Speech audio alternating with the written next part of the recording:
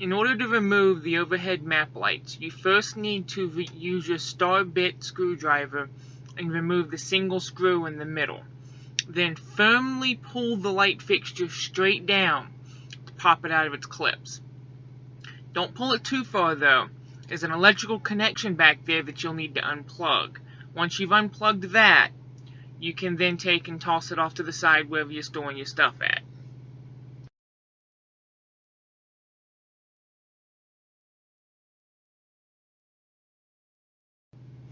Once you have the map light out, you'll see 3 more screws all up underneath where the map light were. You'll need your star bit to remove them, and the 2 screws in the top of the cabinet as well on the little semicircle clips. Once you've done that right there, you can then pop the fascia out of its clips, but you've got another electrical connection, assuming you have a Bluetooth speaker in your truck. If not, you're free to just pull it straight forward.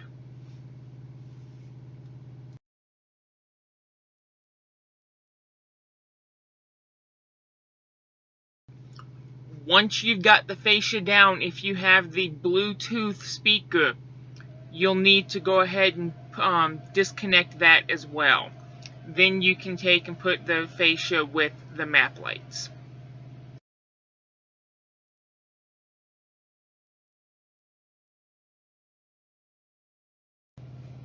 The next 2 steps are optional, but they might be useful. In order to remove the top shelf that sits above the factory mounting position for the CB, once you have the front fascia off, on either side of the shelf, there's 2 screws with a star bit. Remove those and the shelf pulls straight off. In order to mount a larger CB, such as a General Lee like I have, to the factory mounting position, you have to remove that top shelf though, otherwise it just won't fit. Now, to remove the factory mounting position, it's a little tray that sits up in the cabinet with a Velcro strap across it. It's recommended you leave it in, because removing it drops about 1 inch into the cabinet once you put the fascia on, and any CB that sticks out too far will lean and not make contact with the bottom. But it can be removed fairly easily. There's 4 screws on the bottom, one of which is covered by a tiny bit of trim. Remove those screws and it lifts right out.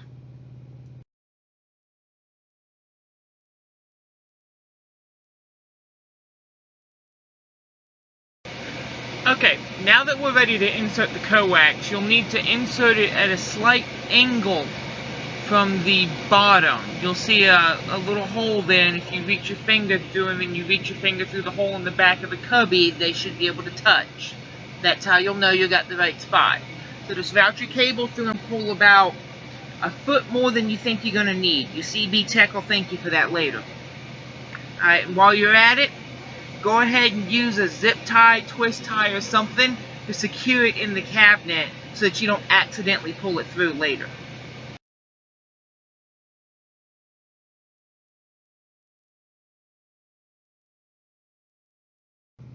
Alright, for the next step, you want to loosen or remove, but that's not required, all the screws going across the front of the windshield. Now, you only need to go across up to the B-pillars. You don't have to go around to the sides of the doors. If you have cab curtains, they use the same star bit, but it's a smaller size. You'll need to loosen them as well. And pay attention to make sure you loosen the screws that were hidden by the trim removed earlier as well. The sun visor can sometimes get in the way, so use its extension and mobility to your advantage. Once you've got the screws removed, you can start routing the cable. Route it up underneath the portion that overlaps in the center. You may have to remove the cover as well, covering the camera for the Detroit Assurance. It's your prerogative. Now, route the cable. Make sure when you're routing it up inside the cabinet trim, there's a hump up there. make sure you route it over that hump. Push it back in there. Just kind of snake it in. Alright, go about 3/4 of the way down the windshield, getting it over that hump. If you don't get it over that hump, the cable can be potentially cut in the future if you ever have your windshield replaced. And there's no guarantee that it still won't be cut, but this lessens the likelihood of getting it farther back. It'll also prevent it from falling down so easily. Once you get about 3/4 of the way down to the B-pillar, you can go ahead and start removing the B-pillar stuff to gain access to that.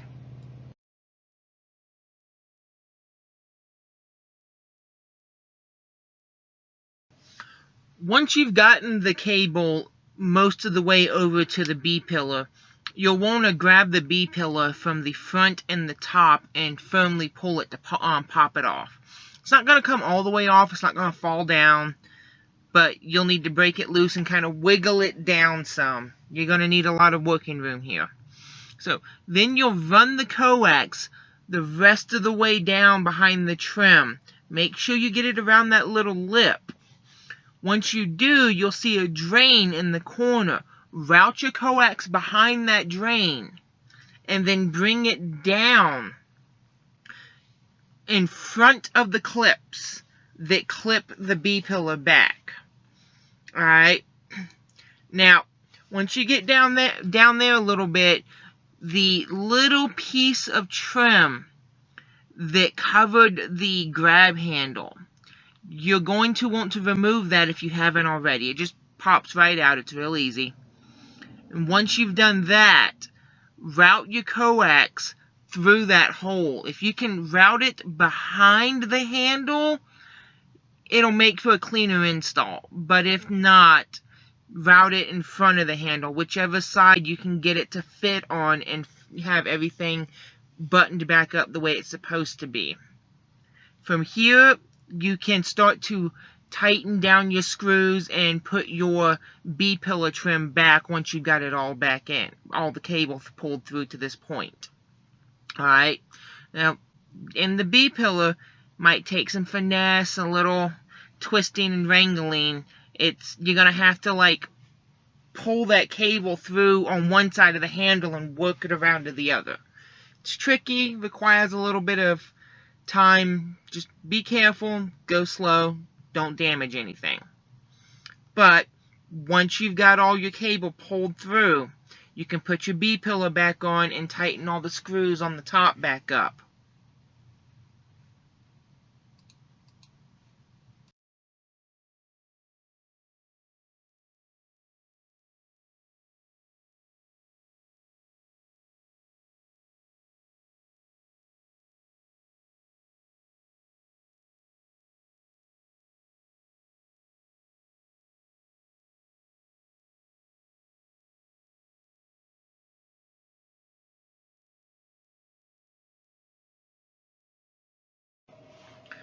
Alright, so once you've gotten all that put back up and everything screwed back up, you're going to want to lift the inward facing edge of the weather stripping.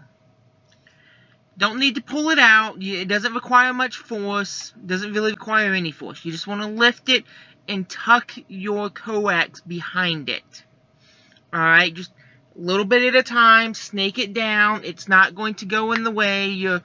Your door seal might pop up a little bit, but it won't do much. And do that all the way down to the floor, and then stop once you get to the floor. Once you're at the floor, on the door seal that says Freightliner, the plastic door seal, there's 3 screws, again with the star bits. Remove those screws and go ahead and pull that plate up. Now, in the pictures you can see just how dirty it is in my truck. And my truck's only a month old. So go ahead and take this opportunity to clean that area up. It's not something you normally get to. No shame. But once you've got that pulled up, you'll see in the bottom center of the door seal a split where your weather stripping was joined together. That's what we're looking for. You want to finish routing your coax underneath the weather stripping, until it falls into that cavity there. And then you want to cross it at that split so that you can then exit the vehicle with it. Once you've done that, go ahead and put your step plate back down and fasten your 2 outside screws first, and then carefully fasten down the middle screw, being careful that you're not depositioning or cutting your coax as you do. Depending on your coax, depending on your door seal, this fit may be snugger or looser with some trucks.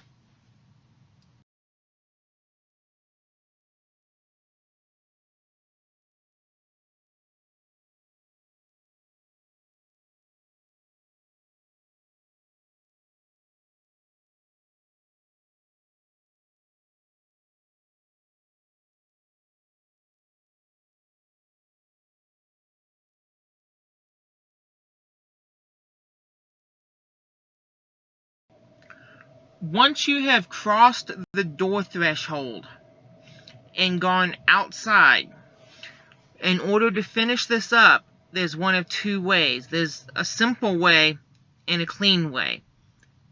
This slide right here will talk about the simple way.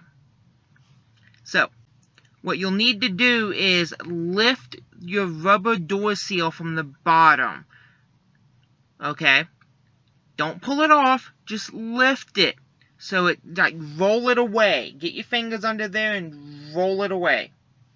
And then insert your cable up underneath that door seal. It'll hold it there nice and tight. Won't create any air gaps either. And run it along the bottom and just over the curve. And then from there you want to follow the body lines in kind of an S curve almost, until you can get to the bottom solid stationary portion of the lower hinge. I cannot specify enough. The bottom of the stationary portion of the lower hinge. Pass under that. Confirm your curvature, your little S curve, and then zip tie it to that hinge. From there, you're going to have to walk around the door and pop the hood. We're going to be working in the engine bay from here. So you'll want to reach through and pull through your slack. And just behind what I believe is part of the HVAC system, you'll see some electrical wires along the firewall. Go ahead and zip tie and route your coax along that electrical wire. And then you can simply, from here, once you're at the top, just pass your coax through the access for the latches of the hood straight over to your antenna.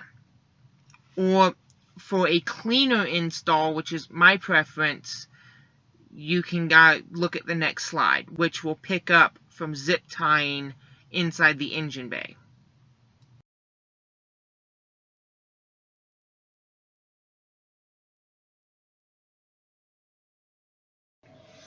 Alright, so in order to make a cleaner install, you need a ratchet and a 10mm socket, or a 10mm wrench.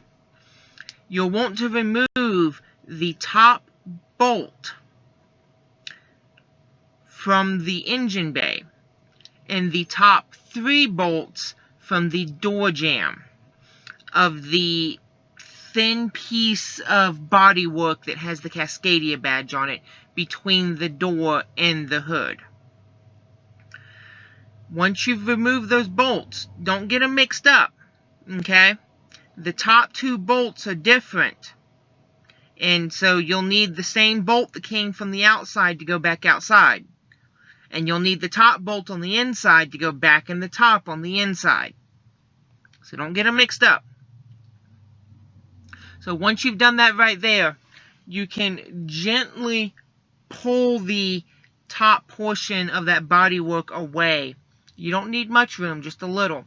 And then work the cord over and behind so that it pops back out on top of the hinge in the door jamb. Now from here, you've got to fish it underneath, again, the stationary portion of that hinge. But this time, it's the top hinge. You can use a coat hanger or a hook or something thin, or if you can get your fingers in there, you can do it that way. Alright? Then zip tie it to the bottom of that hinge. Again, the bottom of the stationary portion of the hinge. Alright? And then once you have it through there, you can put your bolts back in and attach your coax to your antenna. And if you wish, like I did, go ahead and zip tie the coax onto the mount.